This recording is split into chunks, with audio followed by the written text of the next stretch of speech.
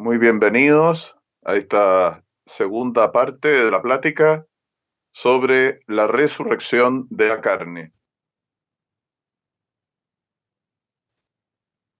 La Santa Fe Católica más importantes, más reiteradas por el divino Salvador de el misterio asombroso en el cual estamos. Los invito a que nos pongamos en la presencia de Dios, de la Santísima Trinidad, que nos va a resucitar, de nuestro divino Salvador, que resucitó y nos va a hacer su cuerpo, modelo al cual nosotros nos vamos a asemejar, Dios mediante, de la Santísima Virgen, que ya reina gloriosa en el paraíso. Por la señal de la Santa Cruz, de nuestros enemigos, líbranos, Señor Dios nuestro. En el nombre del Padre, y del Hijo, y del Espíritu Santo. Amén. Bajo tu amparo nos acogemos, Santa Madre de Dios. No desprecies las oraciones que te dirigimos en nuestras necesidades. Antes bien, líbranos siempre de todo peligro, oh Virgen gloriosa y bendita. Amén. Glorioso San José, esposo de María, en todos los instantes, sé tú mi amparo y guía, y no me desampares en mi última agonía. Amén. Divino niño Jesús de Praga, bendecidnos. Divino niño Jesús de Praga, bendecidnos. Divino niño Jesús de Praga, bendecidnos. Gloria al Padre, y al Hijo, y al Espíritu Santo, como era en el principio, ahora y siempre, por los siglos de los siglos. Amén. En el nombre del Padre, y del Hijo, y del Espíritu Santo. Amén. Esta segunda plática hemos llegado a la resurrección de la carne en función de lo que nos distingue a los que van a resucitar gloriosos respecto de los que no van a resucitar para el cielo, sino para la condenación, como dice nuestro Señor. Solo como repaso del punto anterior, hay 4 características de los cuerpos de todos los resucitados, sea que se salven, sea que se condenen, que tienen en común, dice San Roberto Belarmino, que son de orden natural, digamos, es devolverle a los cuerpos la vida que no tenían, porque habían muerto. No es el alma la que se esfumó, sino es el cuerpo que se redujo a cenizas. Entonces es el cuerpo el que ha resucitado, es el cuerpo que recupera el principio vital que se lo da el alma inmortal. El alma inmortal sea del que se perdió para siempre, el alma inmortal sea del que por la gracia de Dios se salvó para siempre. Y esas características comunes a ambos cuerpos, de los que se salvan o se condenan, son la identidad, es el mismo cuerpo que recibieron de sus padres, porque si no, no recibirían la retribución aquellos que hicieron las obras buenas o las obras malas. La integridad, es decir, los cuerpos resucitan enteros, sea para su felicidad o para su desgracia. La incorruptibilidad, es decir, los cuerpos no van a sufrir con el transcurso del tiempo, después de resucitado, la descomposición, el envejecimiento y la corrupción, digamos, ¿no es cierto? Como cuando estaban en esta vida. No, perdurarán incorruptos. Y la inmortalidad, que es decir, nunca más morirán. Nunca más se volverán a separar de su alma. Los de los condenados, por supuesto, lo único que van a querer va a ser morirse, pero nunca les llegará esa muerte. En cambio, los resucitados para la gloria no harán sino gozar de esa vida que es la vida eterna, la vida que nos mereció Jesucristo, y que ellos supieron aprovechar. Antes de entrar en algunas, en las dotes de los cuerpos gloriosos propias de ellos, solamente quería leerles un texto de San Agustín muy bonito, muy impresionante, que tiene más encima siendo, ¿no es cierto?, el más grande de los padres de la Iglesia latina, de la Iglesia en Occidente, tiene la autoridad de haber sido puesto por el Catecismo de Trento a la reflexión, a la meditación de los sacerdotes y del pueblo cristiano. Y dice San Agustín en este texto: ningún vicio habrá entonces en los cuerpos.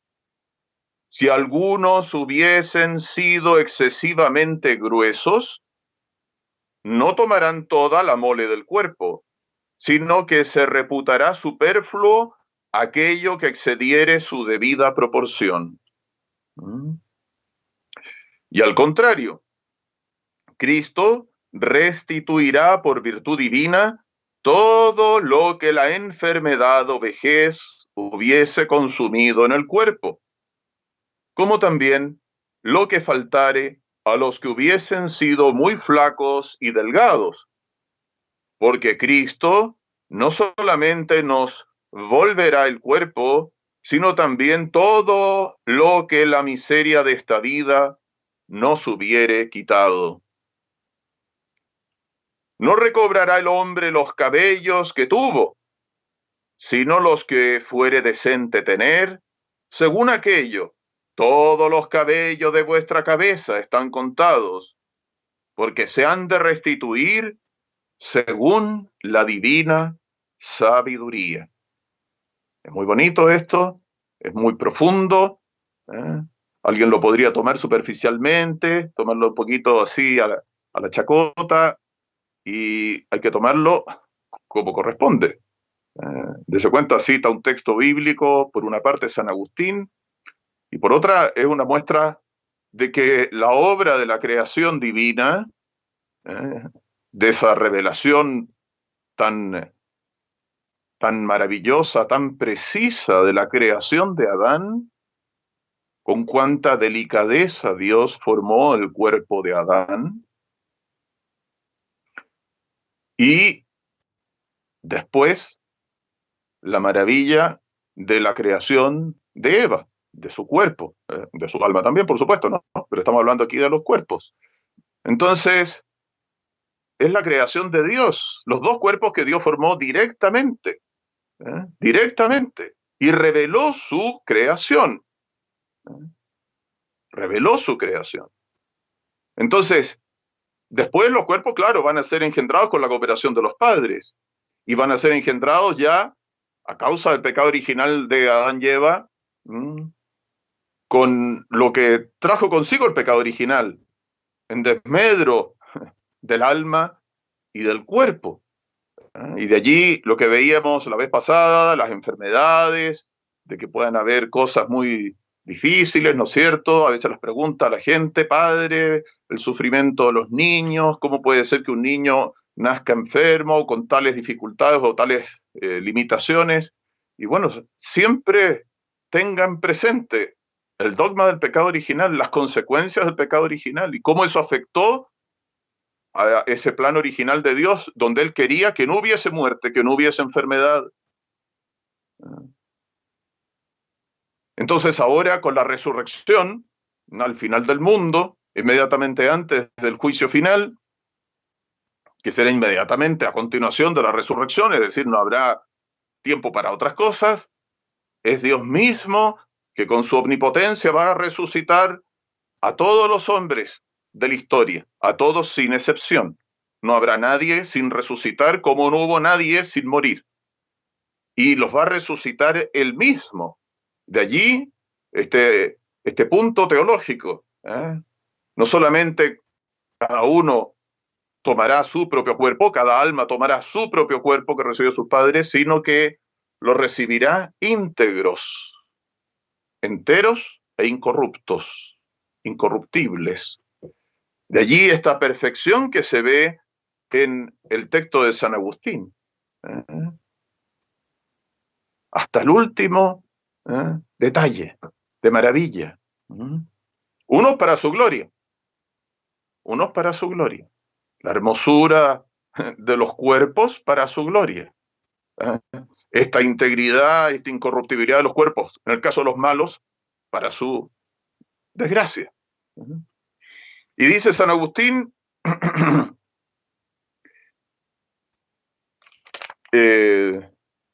a propósito de esto,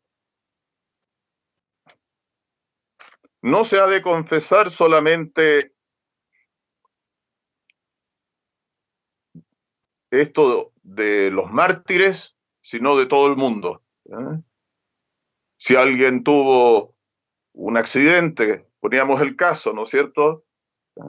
¿Recuperará, padre, la visión? ¿Recuperará, padre, el brazo, la pierna o los miembros que hubiera perdido? Sí, los va a recuperar. No va a ser privilegio de los mártires que ofrendaron en holocausto sus propios cuerpos en fidelidad a nuestra santa religión.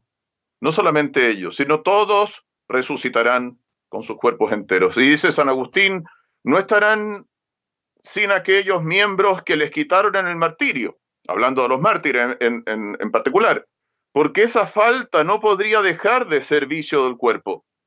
De otra suerte, los que fueron degollados deberían resucitar sin cabeza. Imagínense San Dionisio, que se venera en París, que le cortaron la cabeza. Y cuenta la tradición, ¿no es cierto?, que se levantó para asombro de los que lo habían ejecutado y recogió su cabeza y se la puso debajo del brazo. Bueno, San Dionisio no va a resucitar con la cabeza bajo el brazo, porque supondría una imperfección, dice San Agustín.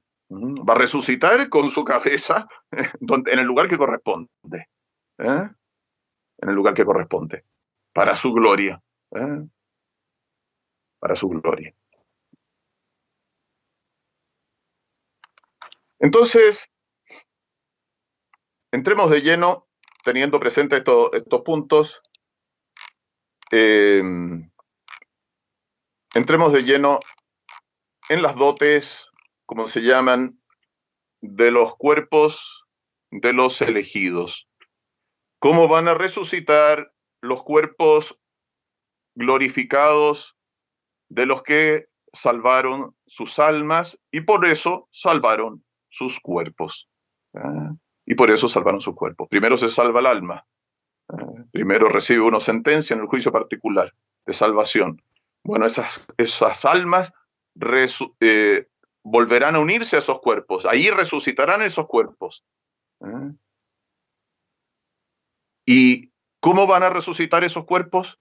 ¿En qué se van a diferenciar de los cuerpos de los condenados? Después de ver esas 4 características de los cuerpos resucitados comunes a ambos. Habrán características distintas, ciertamente, ciertamente.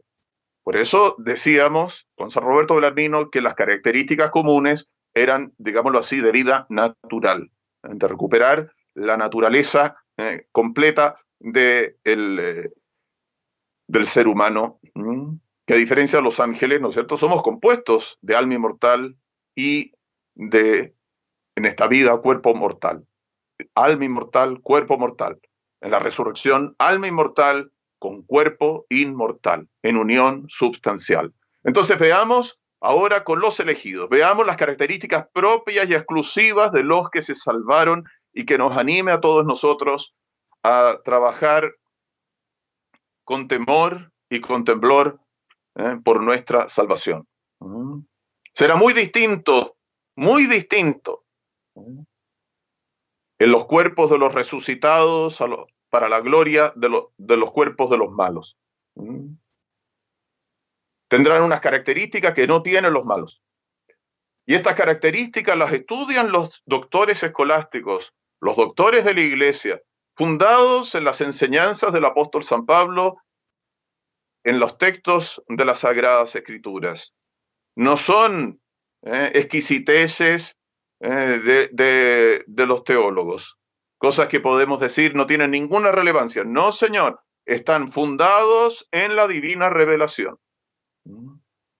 Y van a ver qué bonito y qué importante son estas enseñanzas. Los cuerpos, esta es la afirmación primera que tenemos que tener presente. Los cuerpos de los justos, de los que se salvan, serán transformados y glorificados según el modelo del cuerpo resucitado de Jesucristo.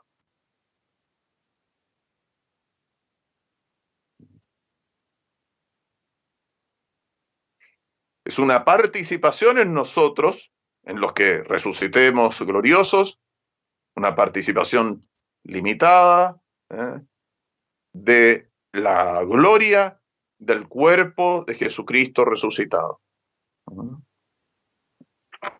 San Pablo nos dice, Jesucristo reformará el cuerpo de nuestra vileza conforme a su cuerpo glorioso, en virtud del poder que tiene para someter así todas las cosas. Dice en la carta a los Filipenses, capítulo 3, versículo 21. Conforme a su cuerpo glorioso. Y de allí, claro está, tantas enseñanzas de la divina revelación sobre la dignidad del cuerpo humano. ¿Y por qué no se lo trata de cualquier manera, sino que conforme a unas exigencias con que Dios nuestro Señor amorosísimamente nos lo dio? Tenemos que respetar nuestro cuerpo. Hay una ley natural, ciertamente, en relación a esto, pero también hay unas exigencias del orden positivo divino que conocemos clarísimamente en razón de la revelación. Si vamos a ser resucitados conforme al cuerpo glorioso de Jesucristo, ¿cómo debemos tratar nuestro cuerpo?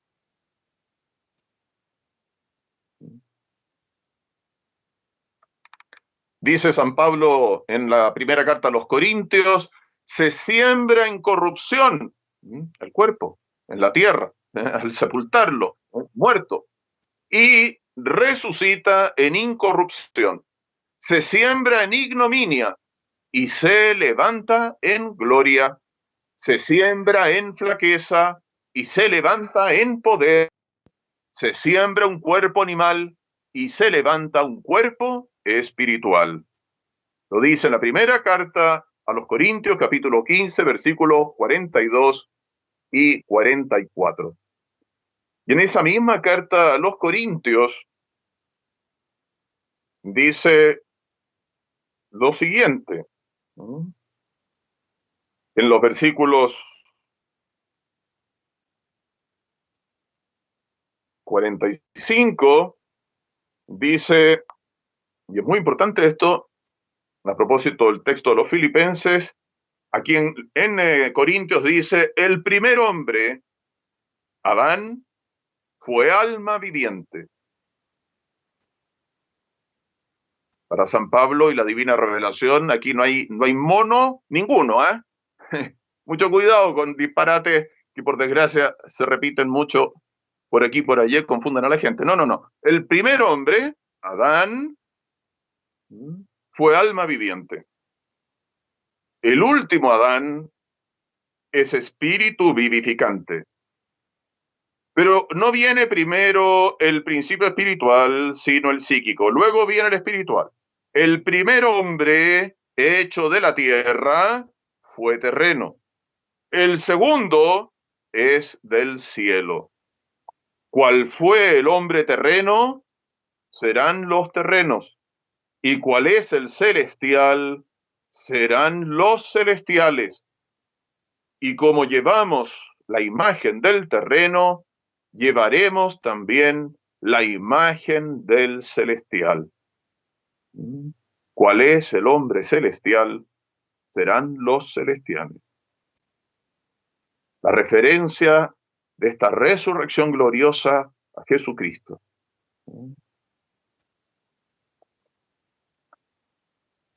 Nos dicen entonces los teólogos, los doctores, la doctrina tradicional de la Iglesia, que la primera dote del cuerpo glorioso es la claridad o luminosidad de los cuerpos, por la cual el alma comunica al cuerpo suyo, al unirse a él de nuevo sustancialmente, al volver a ser un todo. Estaban separados y se vuelven a ser un todo. Esa alma que se salvó, esa alma que ya ve a Dios, le comunica a su cuerpo esta claridad o luminosidad que supone la suma felicidad de que goza contemplando a la luz divina de la gloria.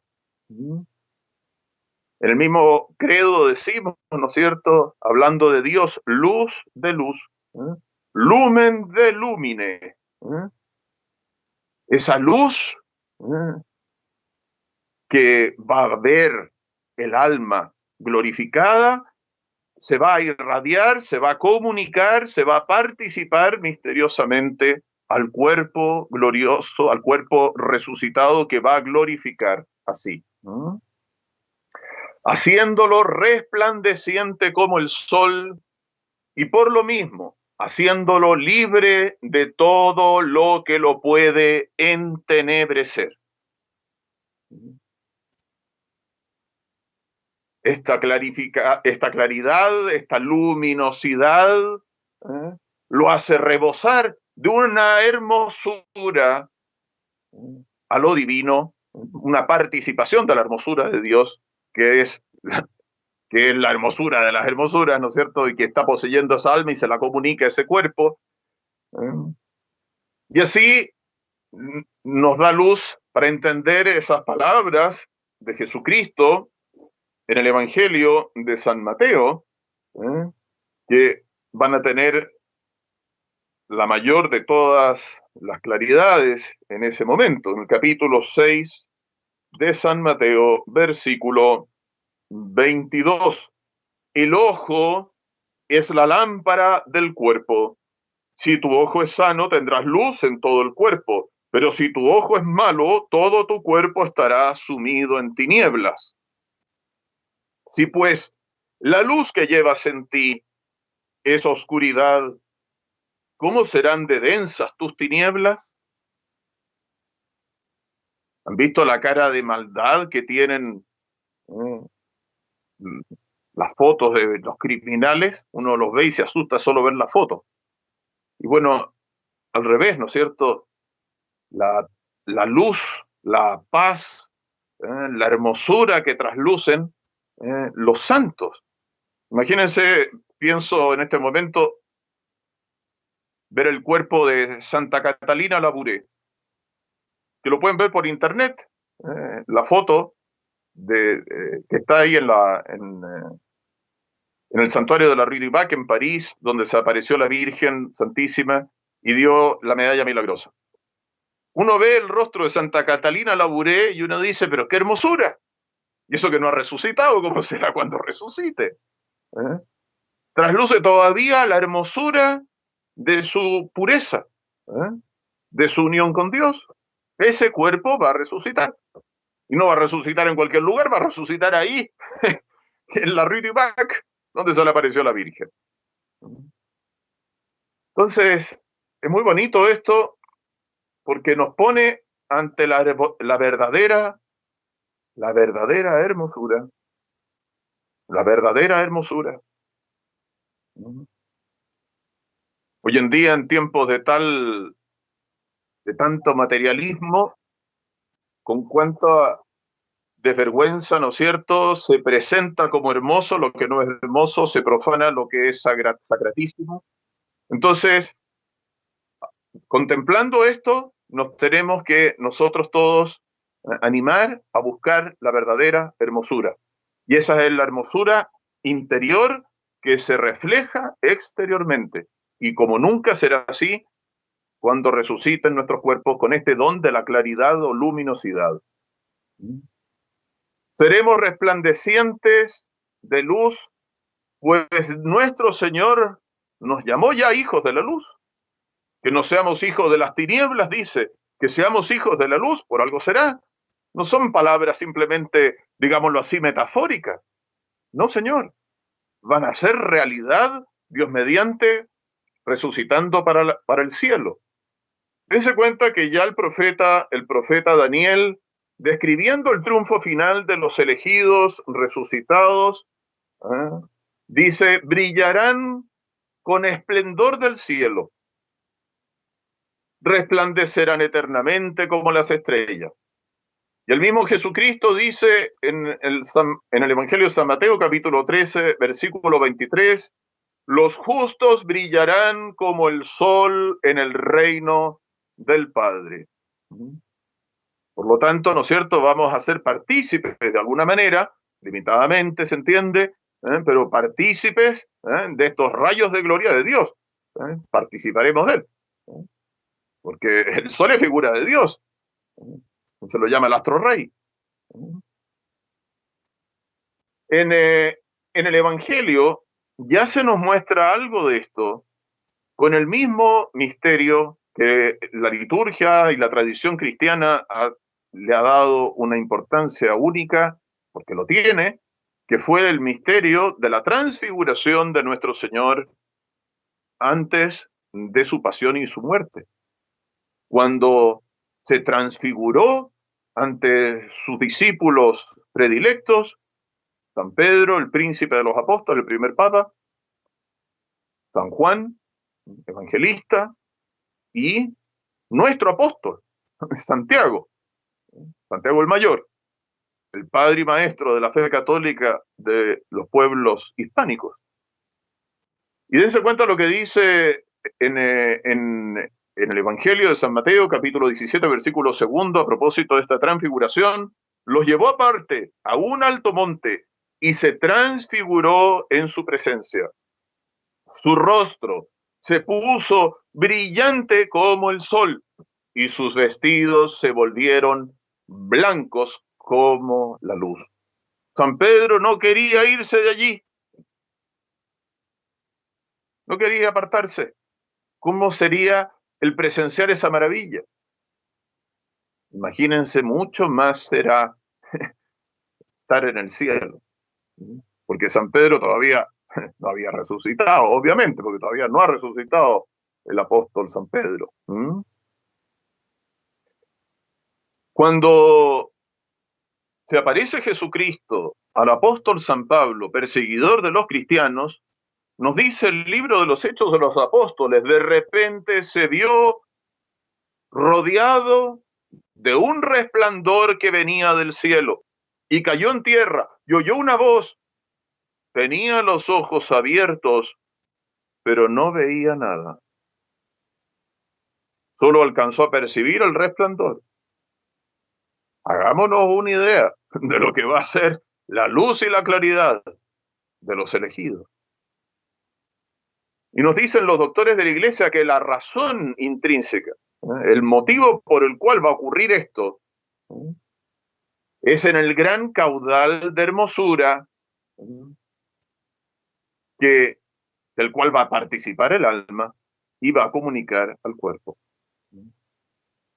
Teniendo presente que esto no será igual para todos.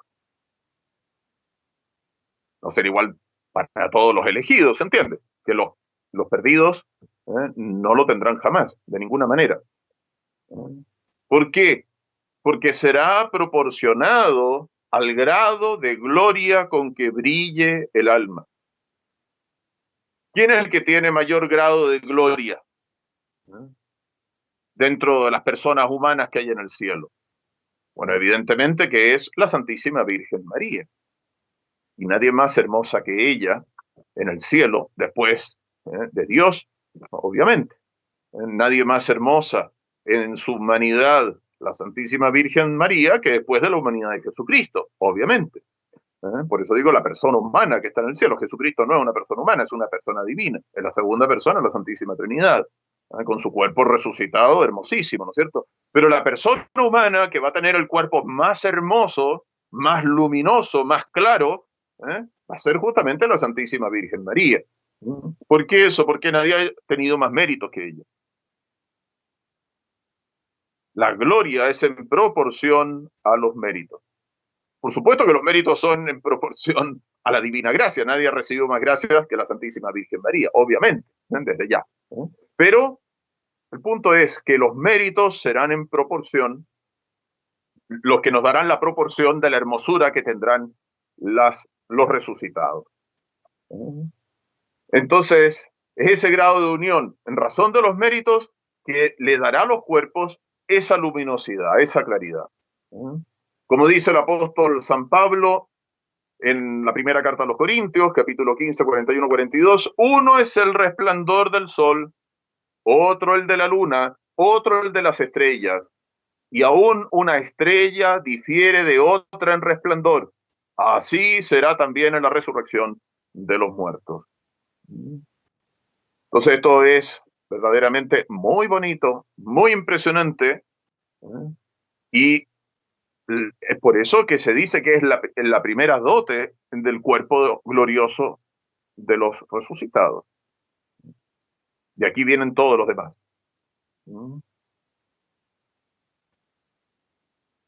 Entonces, si viéramos nosotros lo que Dios mediante ocurrirá un día, así lo esperamos, ¿no es cierto? Trabajamos por esto todo. Si viéramos nosotros con nuestros ojos del cuerpo, el cuerpo de Jesucristo resucitado, el cuerpo de la Santísima Virgen, que están ya en el cielo, evidentemente quedaríamos deslumbrados de su hermosura. Han comentado los santos, ¿no? Que si se manifestaran en su hermosura, tal cual son, ellos así, en esta vida, se asomaran así, en el esplendor de su gloria, no simplemente en un atisbo, digamos, en el esplendor de su gloria. Los que estamos vivos en este momento nos moriríamos. El alma se arrebataría, saldría del cuerpo. Está la impresión que produciría. Resucitados gloriosos, ya vamos a ser inmortales, no vamos a poder morir. Vamos a contemplar deslumbradamente la maravilla, la hermosura de Jesucristo y la hermosura de la Santísima Virgen. Y comenta un autor, un teólogo, una cosa muy interesante a propósito de esto. El cuerpo humano, aún acá en la tierra, aún antes de esa glorificación, es una verdadera obra de arte. Los artistas, pintores y escultores de todas las épocas, de todas las razas, en todas las culturas, han reproducido la belleza del cuerpo humano. Lástima que muchas veces profanen una cosa tan bella como el cuerpo humano para convertirla en una de las más inmundas e inmorales, en una pornografía baja y desvergonzada. Pero no cabe duda que contemplado con ojos limpios y finalidad sana, el cuerpo humano constituye aún acá en la tierra una verdadera obra de arte maravillosa. Claro, si lo hizo Dios. Si lo hizo Dios. Pues, ¿qué será del cuerpo humano espiritualizado, del cuerpo glorioso, radiante de luz, mucho más resplandeciente que el sol? Porque la comparación con el sol es una comparación, pero será más resplandeciente que el sol que vemos todos los días salir. Santa Teresa tuvo una visión un día que nos pueda llevar a atisbar estas hermosuras. Y nuestro Señor, lo único que le mostró de sí mismo fue una de sus manos, sí, su mano, parte de su cuerpo, una de sus manos glorificadas. Y decía Santa Teresa de Ávila, por la impresión que le produjo la hermosura de la mano glorificada de Jesucristo, con su divina llaga, por supuesto, que la guarda él en el cielo.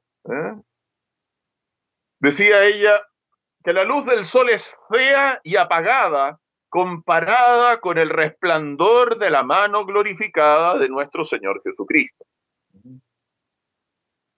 Y agregaba, ese resplandor, siendo tan intensísimo, no molesta, no daña la vista, sino que al contrario, la llena de gozo y de deleite. Dese cuenta cuando hay estos eclipses y advierte mucho cuidado como ven el sol, se pueden quemar la vista. Con el cuerpo glorificado de Jesucristo. Miren la precisión de Santa Teresa de Ávila, que hablaba como una gran teóloga. Miren la maravilla. Siendo intensísimo el resplandor, no molesta, no daña la vista, sino que al contrario la llena de gozo y de deleite. Entonces, agreguen a eso el cuerpo maravilloso, hermosísimo de la Santísima Virgen María, en el cual se formó la humanidad santísima de Jesucristo. Agregan a eso los cuerpos de todos los elegidos. Que dice el Apocalipsis que son incontables. Incontables. ¿Qué maravilla va a ser esto? Que es accidental a la felicidad del cielo. Pero dense cuenta de qué accidental estamos hablando. ¿Qué accidental estamos hablando? Es una cosa de tal nivel, de tal dimensión, es que podríamos estar hasta el día de nuestra muerte meditando en esto. Será un espectáculo verdaderamente grandioso, deslumbrador, que llenaría ya por sí solo de inefable felicidad a los elegidos. A mí me impresionó mucho leer la vida de los santos mártires de Uganda, esos príncipes del África Negra, 24 muchachitos y muchachotes, digámoslo así, que no se dejaron corromper por el rey para el cual trabajaban, que quería sodomizarlos, y murieron en los más macabros tormentos. Se ensañaron de manera espantosa. Sufrieron no solamente horas, días, algunos de ellos en las torturas que padecieron, y que le hubiera bastado simplemente decir, consiento en el pecado porque yo no soy capaz de soportar dolores como los que les infligieron. Háganse una idea solamente un instante. ¿Cuál va a ser la luminosidad, la hermosura de esos príncipes celestiales del África Negra? Con Carlos Luanga ahí en primera fila. Va a ser algo simplemente que no podemos pronunciar con palabras apropiadas. Eso en relación a la dote de la claridad o luminosidad. Veamos la segunda dote que recibirán los cuerpos gloriosos de los elegidos, desde el momento mismo de su resurrección. La segunda dote es la dote de la impasibilidad. La dote de la impasibilidad en virtud de la cual los cuerpos no sufrirán ninguna molestia, ningún dolor, ninguna incomodidad, ningún sufrimiento, ninguna enfermedad, en cualquiera de sus manifestaciones. Gozarán de la propiedad de que a ellos no les será accesible ningún mal físico de ningún orden, conocido o desconocido, porque justamente en el cielo no puede haber ningún mal. Tampoco para los cuerpos puede haber un mal en el cielo.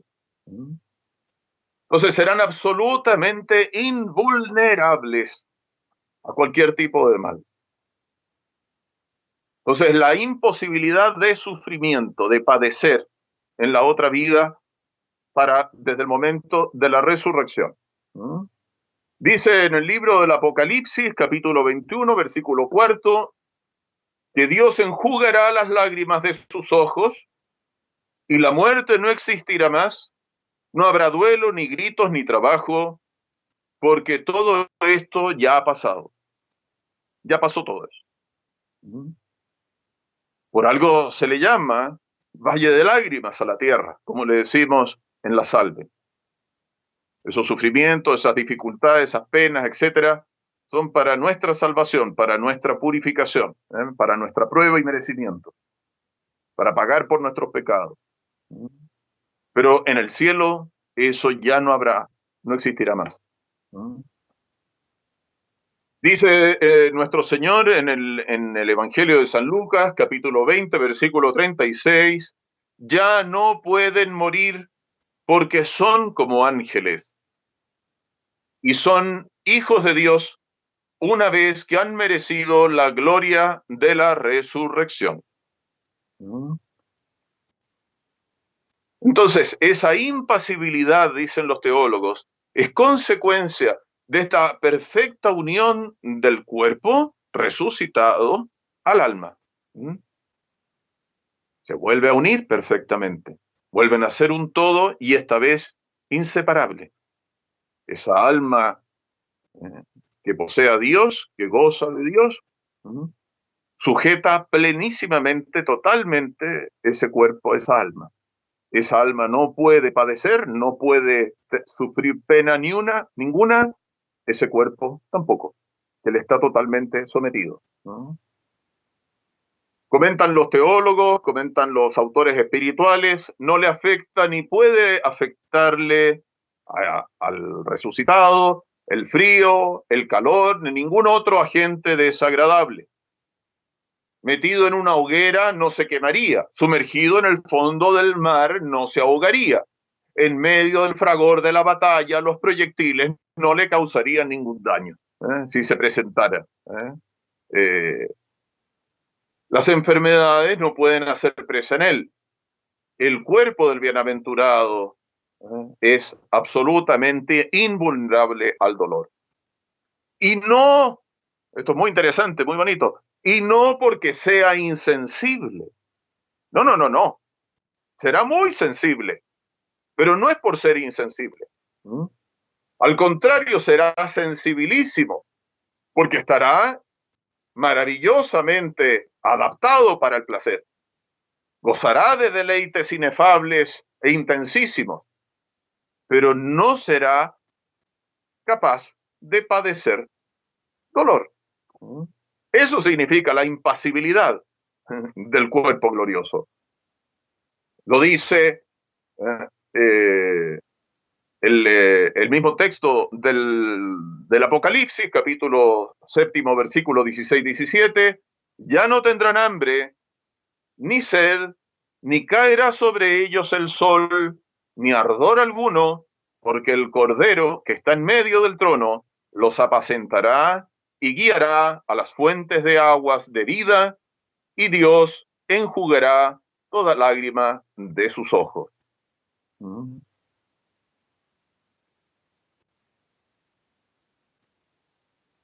Hay un ejemplo muy impresionante, creo yo, que nos puede ayudar a imaginarnos esto, que es el martirio de los mártires del Japón.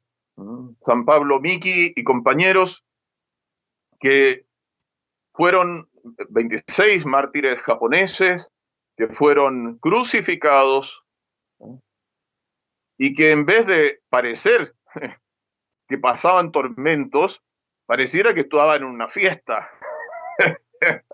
Seguramente ninguno de nosotros hubiera estado allí y hubiera sido capaz de eso. Dice que cantaban salmos, que predicaban, que estaban verdaderamente en su salsa. Y si me lo permiten, se los digo, se los leo, por un testigo contemporáneo. Una vez crucificados, eran admirables en su constancia.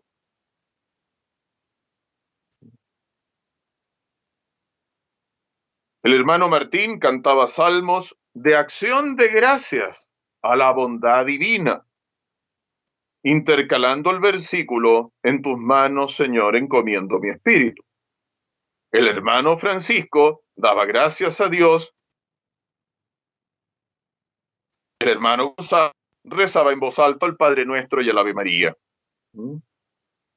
Y Pablo Miki se tomó la molestia de predicarles a los verdugos. Llegado este momento crucial de mi existencia, no creo que haya nadie entre vosotros que piense que yo voy ahora a mentir desde el púlpito en que estoy. Les declaro que el único camino que lleva a la salvación es hacerse cristianos.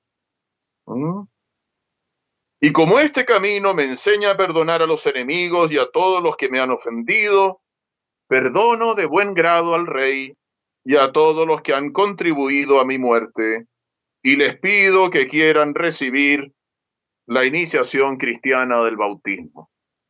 Miren qué bonito. Quiere que se bauticen para que se puedan salvar. Los perdona. No hay rencor. Es una de las características del martirio.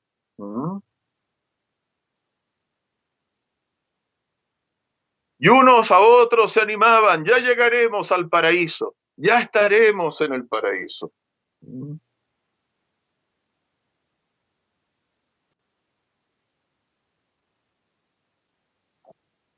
La tercera dote del cuerpo glorioso.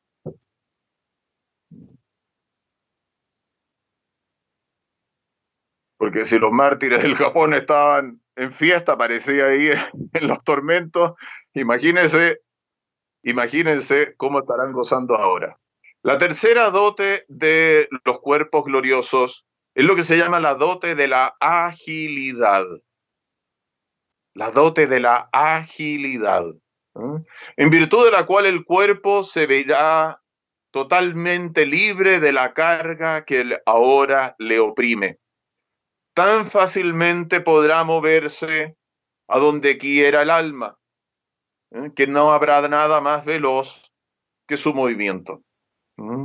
Es decir, la suma facilidad que tendrá el cuerpo en seguir las indicaciones y los quereres del alma. Muy distinto de lo que nos ocurre hoy por hoy.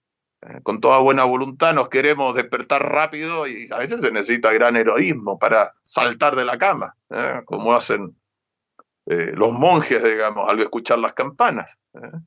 Otros no son tan ágiles, ¿no es cierto? Bueno, aquí los cuerpos serán de una agilidad maravillosa. En las Sagradas Escrituras hay varios pasajes al respecto, ¿no es cierto? Uno de ellos, San Pablo en la primera carta a los Corintios dice: lo que se siembra en debilidad resucitará lleno de vigor. En el libro de la sabiduría, en el capítulo 3, versículo 7, al tiempo de la recompensa brillarán y discurrirán como centellas en cañaveral. Parece que volaran las centellas en el cañaveral. Entonces, el peso que sentimos hoy en día, que tiene el cuerpo terrestre, un fruto de la ley de la gravitación, ¿no es cierto?, será, digámoslo así, superado por esta sujeción del cuerpo al alma. El cuerpo resucitado de Jesucristo nos muestra claramente cómo se parecía verdaderamente volar, ¿no? Que estaba aquí y en un instante estaba allá. La agilidad del cuerpo resucitado de Jesucristo, que es a semejanza de quien resucitaremos. Entonces, es el total dominio, el total señorío de esa alma gloriosa sobre su cuerpo, porque ella es el motor, el principio vital que hace moverse el cuerpo y que ahora lo tendrá verdaderamente en una sujeción espléndida. Esta agilidad, comentan los teólogos escolásticos, llevará a los bienaventurados a poder trasladarse corporalmente a distancias remotísimas y casi instantáneamente.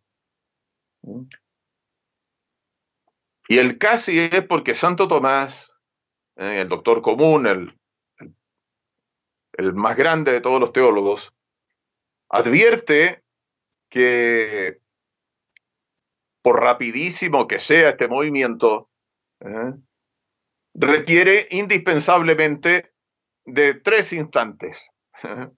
Santo Tomás es de una precisión exquisita, ¿no? De 3 instantes. El de abandonar el punto de partida, el de adelantarse hacia el punto de llegada y el de llegar efectivamente al término. Eso se puede hacer, se podría decir, ¿no es cierto?, en una millonésima de segundo, bueno, pero en una millonésima de segundo. Pero no se puede hacer en un solo instante, porque los cuerpos seguirán siendo cuerpos.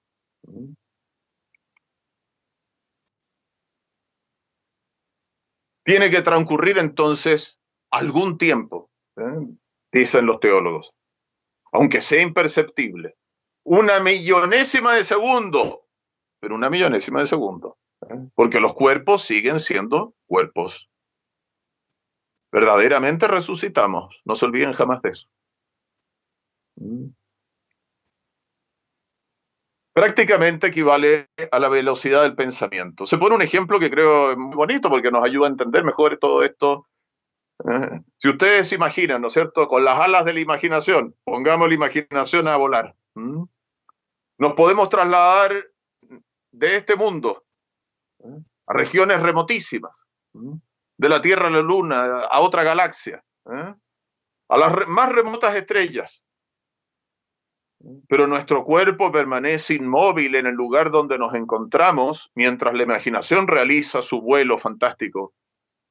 En el cielo, con el cuerpo ya resucitado, acompañará al pensamiento a cualquier parte donde quiera trasladarse, por más lejano que sea aquel lugar.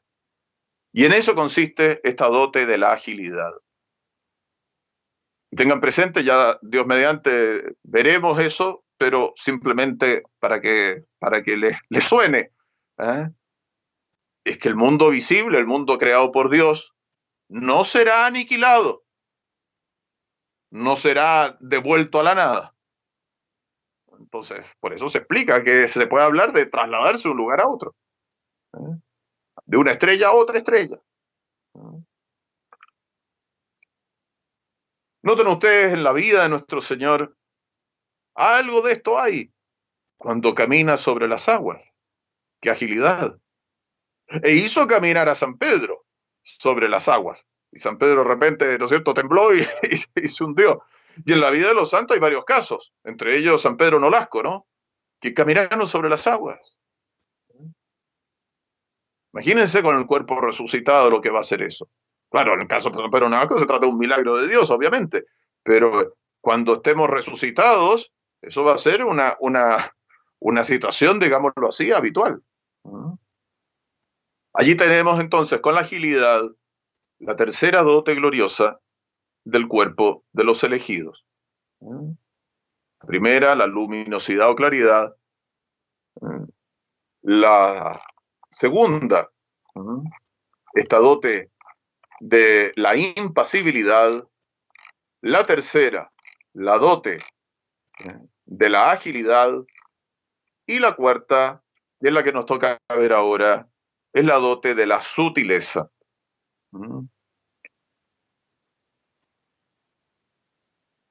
Más maravillas a las maravillas. Más maravillas a las maravillas de las cuales podremos gozar desde el momento que nos salvemos. La cuarta, entonces, es que el cuerpo quedará espiritualizado. Se siembra un cuerpo animal, dice San Pablo. Resucita un cuerpo espiritual. Es un cuerpo espiritual porque es de tal manera la compenetración del cuerpo, de la materia, con el espíritu inmortal, glorioso del alma, que pareciera un cuerpo espiritual por su unión, por su sujeción, por todas estas características que vamos explicando. ¿No? El cuerpo seguirá siendo material, pero tendrá esta dote de la sutileza. En el Evangelio de San Juan, capítulo 20, versículo 19.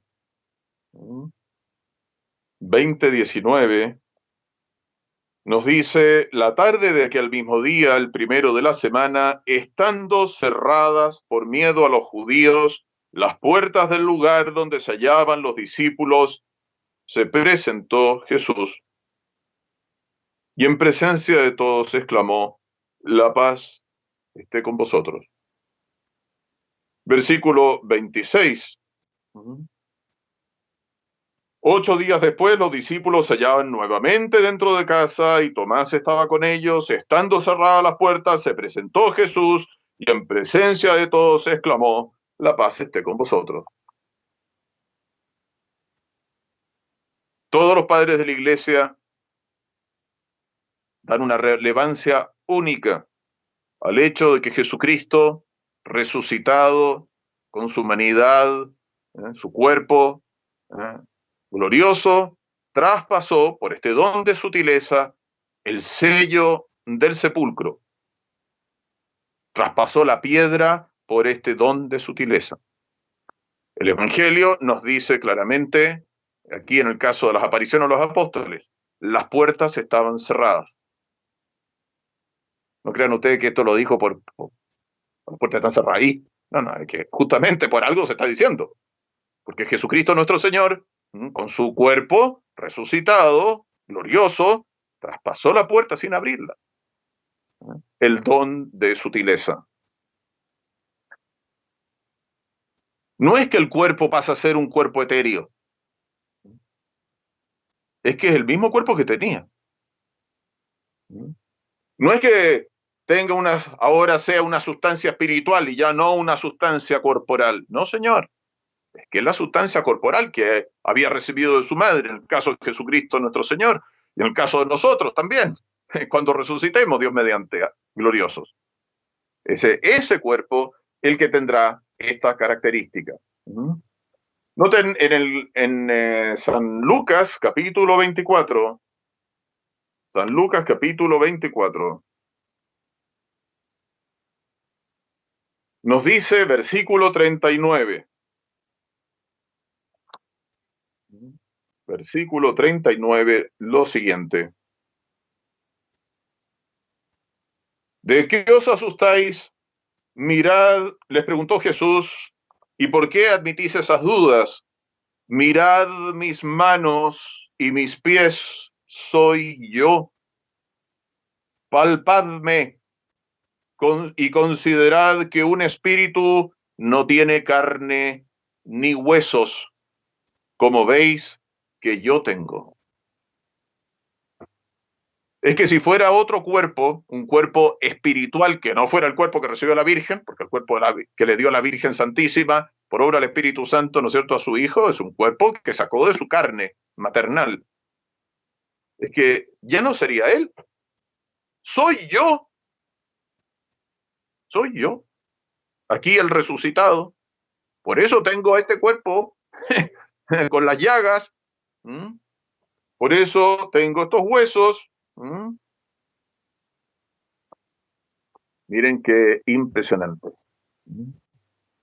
El dominio completo del alma sobre el cuerpo, una vez más, es el que le da este don de sutileza en cuanto a forma sustancial del cuerpo. El alma es la forma sustancial del hombre. Entonces, comentan los teólogos que siendo el cuerpo resucitado, glorioso, el mismo cuerpo que tenían anteriormente, por algo se habla de resurrección, quedará como espiritualizado, totalmente dominado, regido, gobernado por el alma, que le manejará a su gusto sin que le ofrezca la menor resistencia. ¿Mm? Algunos teólogos, aquí algunos explican esto de una manera distinta, pero aludiendo a lo mismo. Así que aquí ya hay opiniones, digamos, de cómo se explica tal cosa, en el modo de actuar de esa sutileza. Pero están todos de acuerdo a lo que se refieren. Muchos creen que en virtud de esta sutileza, el cuerpo del glorioso de los resucitados podrán atravesar una montaña sin necesidad de abrir un túnel. Podrán entrar en una habitación sin necesidad de que les abran la puerta. Santo Tomás argumenta de otra manera explicando lo mismo, en lo cual están todos de acuerdo, porque está divinamente revelado. Entonces, Santo Tomás nos dice, los bienaventurados podrán atravesar una montaña sin necesidad de abrir un túnel, podrán entrar en una habitación sin necesidad de que les abran la puerta, pero eso será no en virtud de la sutileza en sí misma, sino de una nueva cualidad sobreañadida de tipo milagroso que estará totalmente a disposición de ellos. Son exquisiteces de los grandes teólogos, pero todos están de acuerdo que eso sí será posible, en razón de esa sutileza, por sí misma o a petición de este milagro para los resucitados que quieren hacerlo.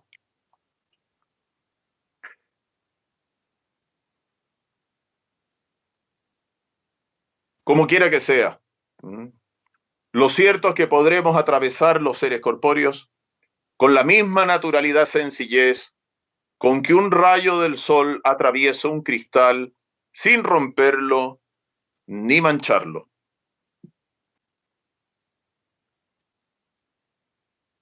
Esto es muy bonito y vamos terminando. Porque justamente es una de las cosas que relacionan los santos padres de la Iglesia, comentando la salida del sepulcro que estaba sellado, ¿no es cierto?, con la gran losa, se habían preocupado, la sinagoga, habían ido a pedir a Ponce Pilato, dejar todo bien resguardado para que nadie pudiera alegar de que Cristo Jesús había resucitado. Entonces los padres de la iglesia comentan, bueno, este Jesús resucitado, con su cuerpo glorioso, con este don de sutileza, pasa a través de la piedra y comentan como cuando Jesucristo milagrosamente salió del seno de su madre en el día de su nacimiento sin estropear su virginidad corporal, porque ella era virgen al concebir, pero también virgen al parir, al dar a luz. Y no solamente no fue estropeado, sino que fue consagrada su virginidad física, biológica, corporal, con ese paso milagroso de su divino Hijo al salir de su seno virginal materno. Miren las implicancias, miren las relaciones que hay en todo esto. Muy bonitas, de mucho interés para asomarnos a los misterios más grandes del amor de Dios para con nosotros y para con su Santísima Madre.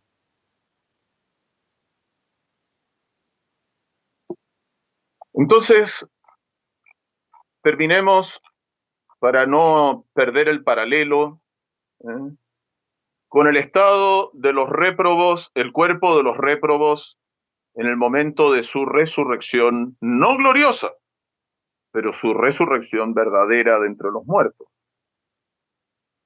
Nos dice la doctrina tradicional de la Iglesia, los doctores de la Iglesia, la doctrina inmemorial,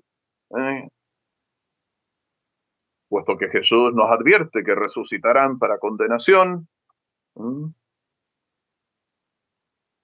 Los cuerpos de los réprobos, de los malos, que resucitan para su condenación, para su muerte eterna, será su condición totalmente opuesta a la de aquellos que se salvan.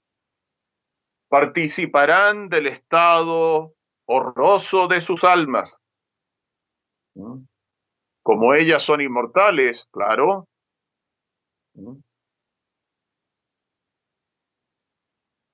se unirán a esos cuerpos que ahora serán inmortales, ciertamente, pero para no poder morir nunca queriendo hacerlo.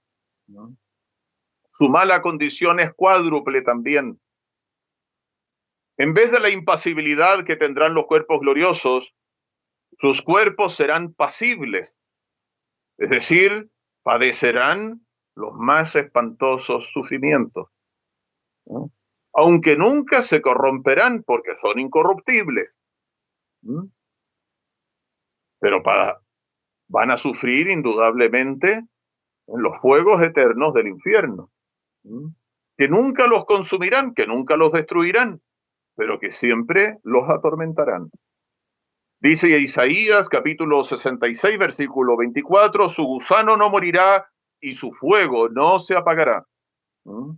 Entonces poseerán en realidad una mayor capacidad de padecer que la que tenían aquí en la tierra. Claro está.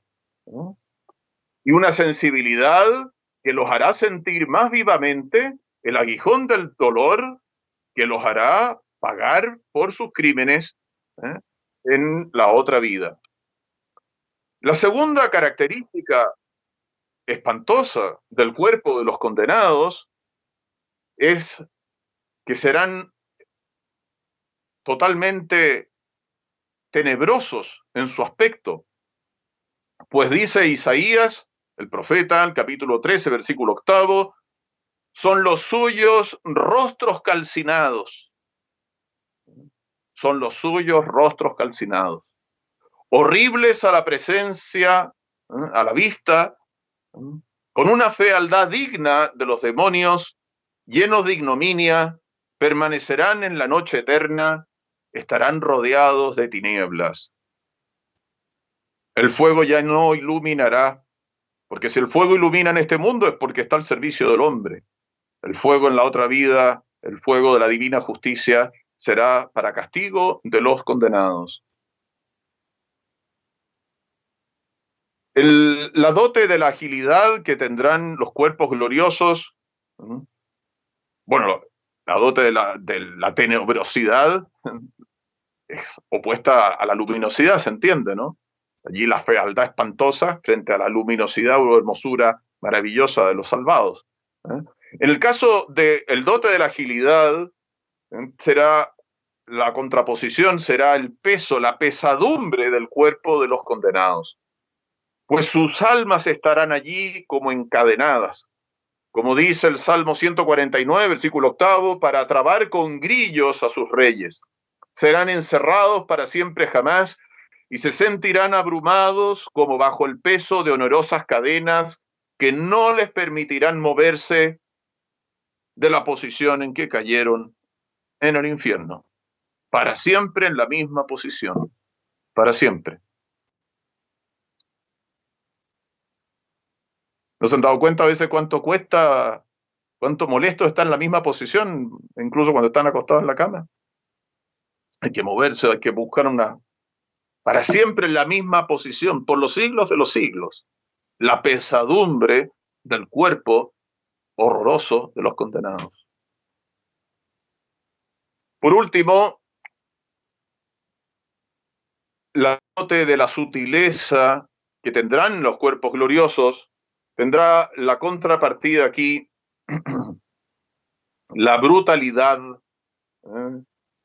de la torpeza, digámoslo así, del cuerpo de los malvados. Sus cuerpos serán, de cierta manera, como dice Joel, capítulo 1, 17, se pudrirán las bestias de carga en sus inmundicias. ¿Cómo será la torpeza, la, la,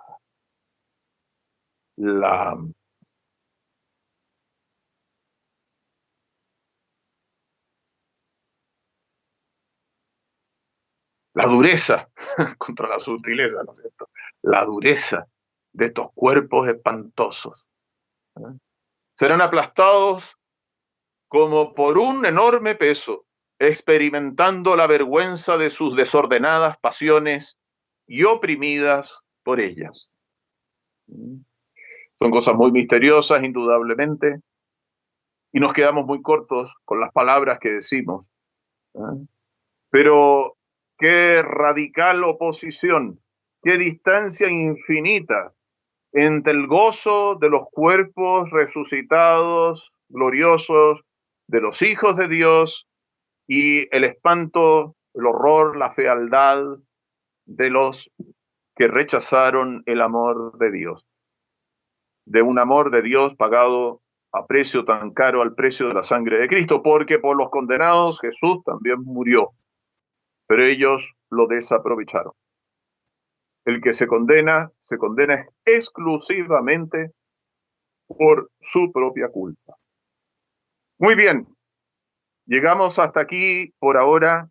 Son temas respecto a los cuales se habla poco y tenemos que hablar más, tenemos que meditarlo más, tenemos que darlo a conocer más, porque los santos lo han meditado mucho, porque han sido muy fieles a nuestro Señor, que habla mucho de la resurrección a la cual Él nos llama.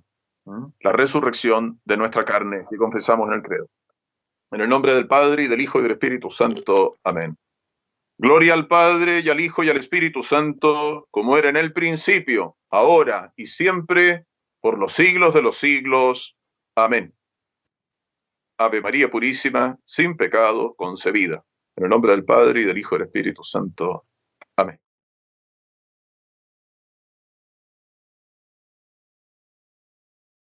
Bueno, la voluntad está en el alma, ¿no? Es una de las facultades del alma, es la facultad que tiene el alma para amar, y esa voluntad no desaparece con la muerte, porque dense cuenta que las almas que entran al cielo derechamente, porque no tenían ninguna deuda con la divina justicia, aman en el cielo a la Santísima Trinidad, como con su inteligencia conocen a la Santísima Trinidad. Entonces, claramente no desaparece la voluntad. Las almas de los que entran en el purgatorio, que son almas santas, por eso decían nuestros padres, nuestros abuelos, hermosamente, las benditas ánimas del purgatorio, son almas santas, están en gracia de Dios.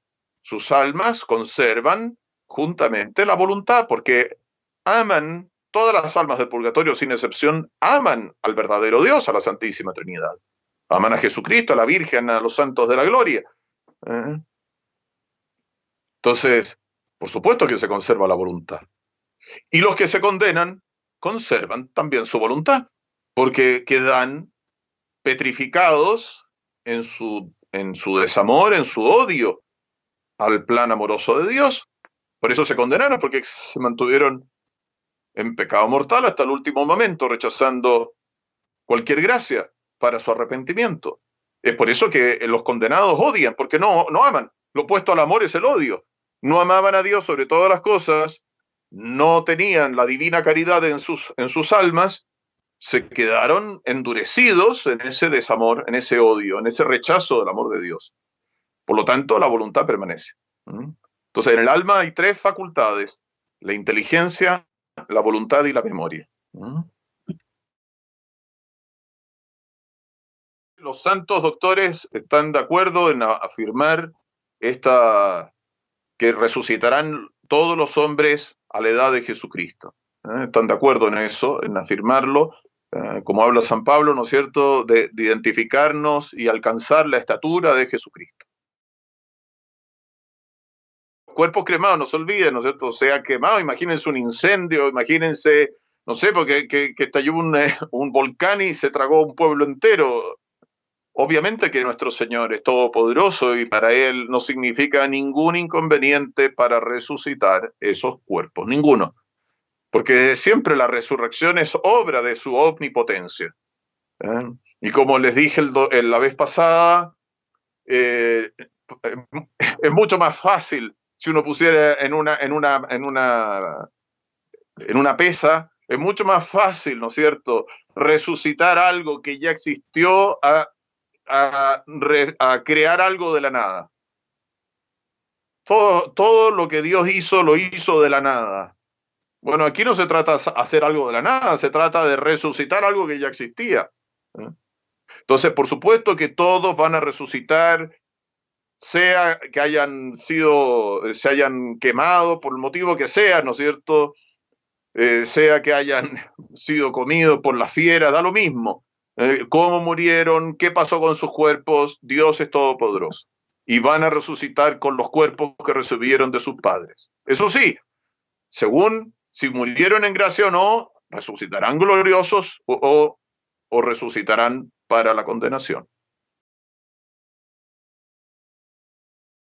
Por supuesto que se puede llegar al cielo rodeado de gente pecadora, porque nuestro Señor Jesucristo dice que debemos vivir en el mundo sin ser del mundo. Hemos sido arrancados de las tinieblas y de las sombras de la muerte al reino de su luz admirable, y eso nos hizo el bautismo. Pero nos tocará muchas veces, ¿no es cierto? Y cuanto más los que no son llamados a la vida religiosa, a la vida a apartarse del mundo por los votos de pobreza, castidad y obediencia, tienen que vivir en el mundo sin ser del mundo.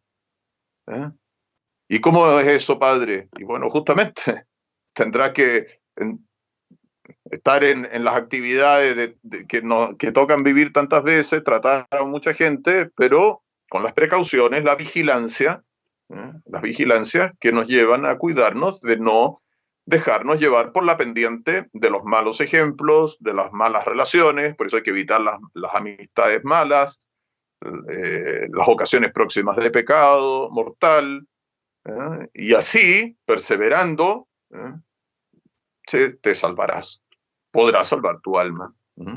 Y le podrás dar a los malos un buen ejemplo, al punto tal que digan, yo me gustaría ser como esa persona, me gustaría ser como ese cristiano que ama de verdad, que es fiel en su matrimonio, que es puro en sus tratos, etc. Y arrancarlo con el buen ejemplo del mal ambiente en que vive. Por supuesto que uno se puede salvar en cualquier estado de vida y en cualquier vocación a la cual haya sido llamado. Es más fácil, evidentemente, ser santo en la vida religiosa, claro que sí, es más fácil. Sí, bueno, pero hay que tener vocación para eso.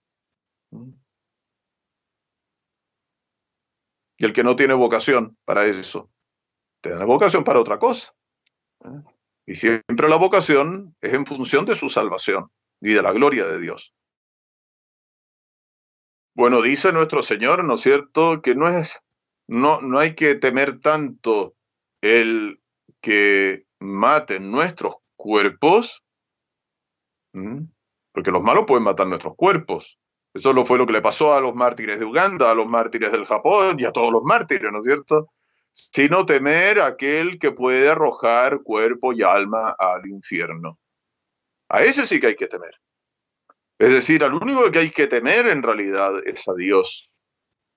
Temer sus divinos castigos, que es una gran ayuda para no pecar o para salir del pecado, porque no me quiero condenar. Es lo que se llama el temor servil, el temor de los castigos de Dios.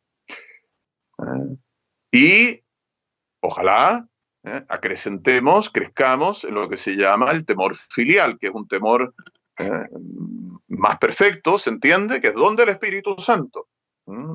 Temer, entristecer a Dios, temer, ofender a Dios, que es tan bueno, que tanto nos ama, que ha hecho todo para nuestra salvación. Es cosa que nosotros queramos aprovechar. Entonces, ¿por qué voy a tratar mal a Dios con el pecado? Dense cuenta lo que decían los santos, un término que se ha perdido. ¿Por qué el pecado es malo? Porque es ofensa personal de Dios. Porque el pecado es mal de Dios. Imagínense, mal de Dios. ¿Cómo puede haber algo que sea malo para Dios? El pecado. El pecado. Entonces, el temor de filial es el temor por el cual los hijos no quieren entristecer a su padre. ¿Eh? Un buen hijo, una buena hija quiere agradar a su papá y a su mamá. ¿Eh? Me quiero sacar buenas notas para darle una alegría a mi papá y a mi mamá. ¿Mm? Rompo con esas amistades que me advirtieron ellos que les parecían no eran buenas y adquiero nuevas amistades que a mis papás les den tranquilidad. ¿Por qué? Porque quiero agradar a mi padre y a mi madre. ¿Se dan cuenta? No quiero entristecerlos. ¿Eh? Entonces ahí está el temor filial.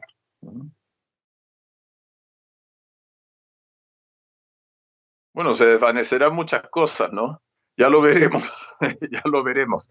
Pero dense cuenta que con los temas siguientes que vienen, sobre el juicio final, y sobre el cielo nuevo y la tierra nueva, y qué sé yo.